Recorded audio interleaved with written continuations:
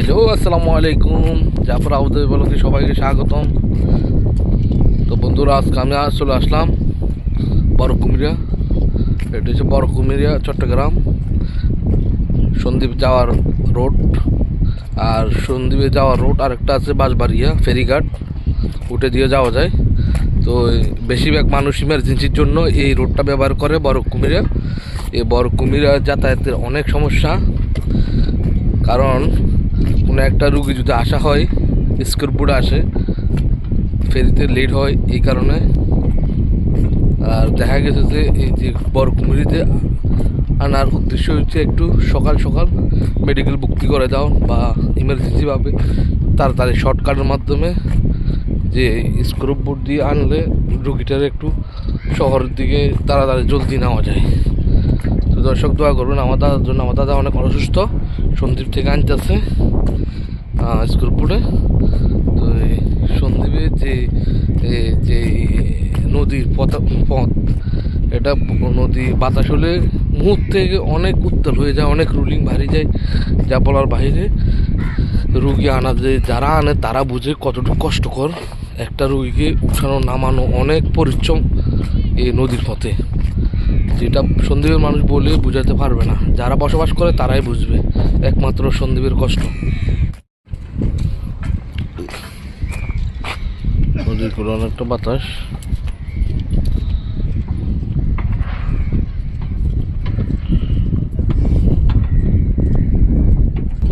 ভাটা এখন নদীতে, এখন ভাটা। অবশ্য আজকে ফেরি আছে, আজকে সোমবার, আজকে ফেরি আছে। আগস্ট মাসের 1 তারিখ ফেরি সার্ভে বলছে। তারপরও এতক্ষণ সময় আমাদের রুগী থাকা সম্ভব না, যার কারণে আমরা স্কোরবোর্ডে নিয়ে আসতেছি। দেখা যাক কি হয়।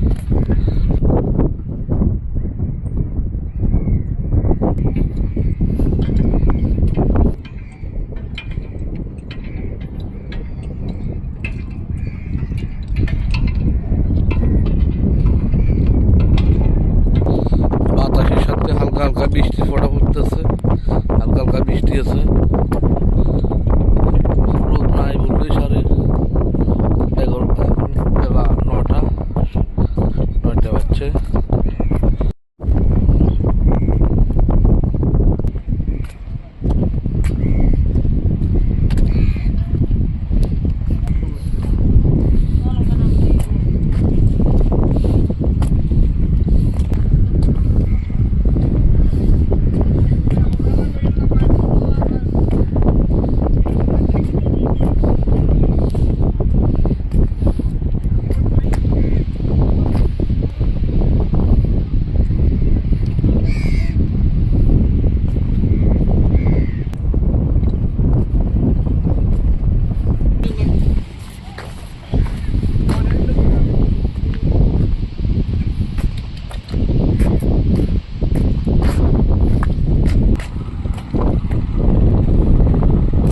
ওই যান,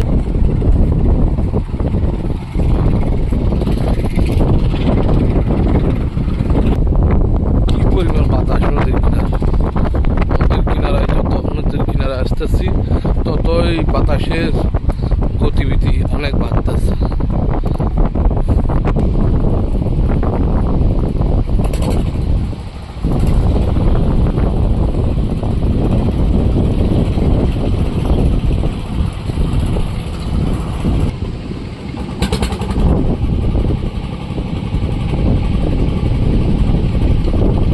কি অবস্থা নদী!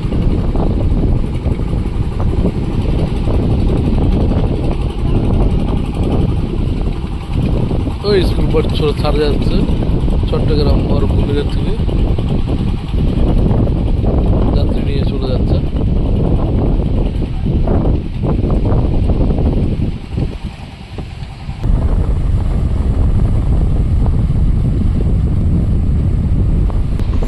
ঢেউ, নদীর ঢেউ ভাঙে, ঢেউ করে নদীর,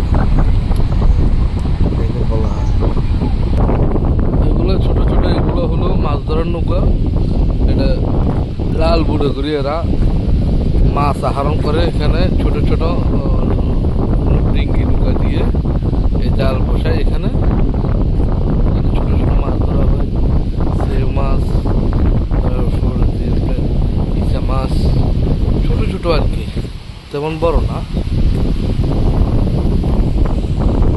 কষ্ট অনেক রুলিং করে এরা মাছ ধরে এখানে আসলে নদীর কিনারে আসলে বোঝা যায় কি পরিমাণ বাতাস। আজকে আগস্ট মাসের 1 তারিখ 2026 সাল। তো নদী মোটামুটি সিঙ্গেল নাই, তারপরে অনেক বাতাস, মানে কি তারানের মনে হয় যে ঘুরে নিয়ে যাবে এই অবস্থা। কি বাতাস, অনেক পরিমাণ বাতাস।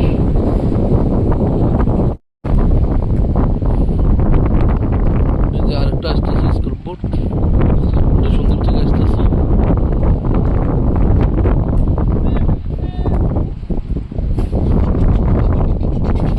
যাত্রী নিয়ে আসতেছে, এটা এখানে নাঙ্গল এখানে বা বেঁধে রাখবে যাত্রী নামানোর জন্য।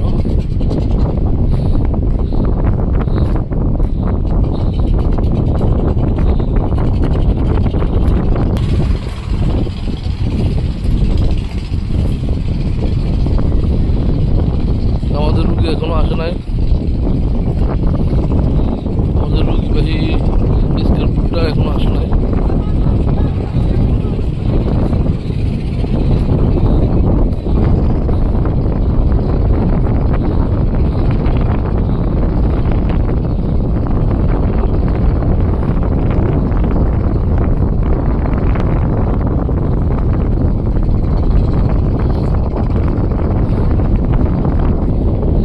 বেঙ্গালি সারে সারে এরা আসলে অনেক গুরুত্ব মালামাল আছে, মানুষ যাতায়াতের অনেক কষ্ট, তার কারণে এখান থেকে প্রায় 1 কিলোমিটার উপরে হবে রাস্তাটা চিকন করে করছে, যার কারণে মানুষ হাঁটে যেতে কষ্ট।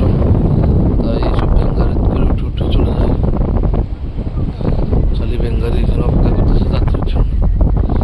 এই যাত্রী আসলে এরা মালামাল নিয়ে বা বসে চলে যায়।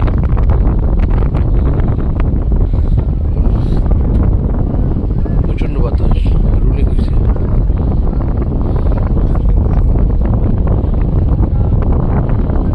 কত কষ্ট করে আসতেছে একটার পর একটা উঠে। আর সন্দ্বীপে তো ভাড়া হলে তো কোনো কথাই নেই, কাদা আর কাদা।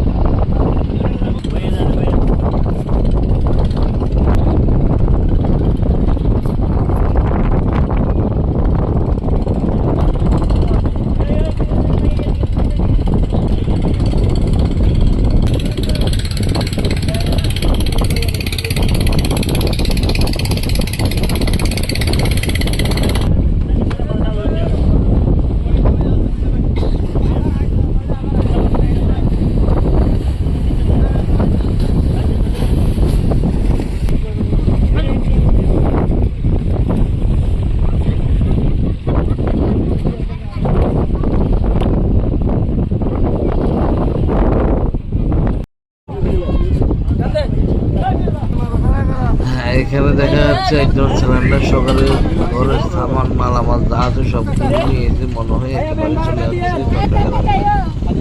এই আর কি, যাত্রী নামতে আছে, কেউ উঠতে আছে, যারা আসছে তারা তো চলে আসছে। আবার একটা ছাড়বো, এটা যাত্রী এলি বসতে আছে, এখানে যাত্রী এলি নেমে স্কুল বোর্ডে বসবে। এখান থেকে রওনা দিবে এখন কিছুক্ষণের মধ্যে 24 জন মানুষ পুরুলিয়া ছেড়ে দিবে। এখন ছেড়ে দিচ্ছে, চলে যাচ্ছে সন্দ্বীপের উদ্দেশ্যে। মাঝপথে অনেকটা রুগী, ড্রাইভার সাহেব আছে।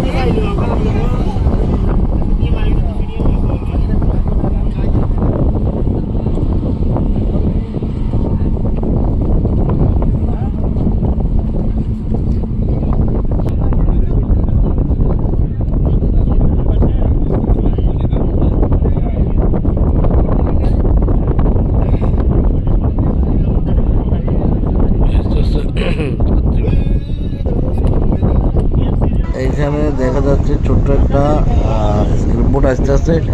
আসলে এটার মধ্যে আমার যাত্রী ছিল আমার দাদা এই স্ক্রিনবোর্ডে আসতে আসতে। এখন অনেক দূর থেকে আমি জুম করে ভিডিওটা নিলাম। তো এই ভিডিও এই ইয়ের মধ্যে স্ক্রিনবোর্ডের মধ্যে আমার দাদা আছে। যাক, আমি আশাবাদী এটার মধ্যে আছে।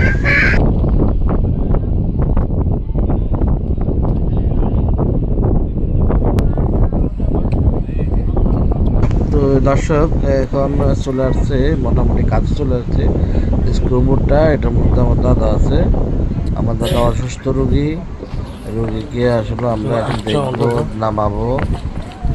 রোগীটা এখানে আছে, আমাদেরকে ফোনের মাধ্যমে জানানো হয়েছে।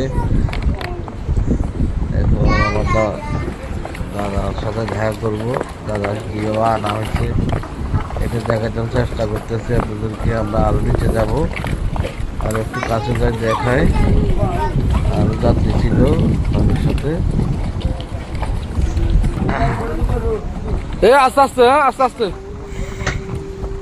হ্যাঁ, এই তো এটা হচ্ছে আমার দাদা, দুইজন মিলে আবার দুইজন মিলে কুলো করে না। উনি অসুস্থ, ওনার পায়ের সমস্যা, লিভারের সমস্যা, দাদা সমস্যা ছিল। এখন আমরা ব্যাগ গাড়ি দিয়ে গাড়ির মধ্যে উঠাবো, ওদিকে গাড়ি ঠিক করে রাখছে। এটা আমার দুটো ভাই হাজার কষ্ট হয়েছে, গাড়ি পড়ছি আর চেন্নাই অলরেডি আমরা তাড়াতাড়ি চলে যাচ্ছি। চক্কর সামনে এয়ার মিডিয়াম এয়ার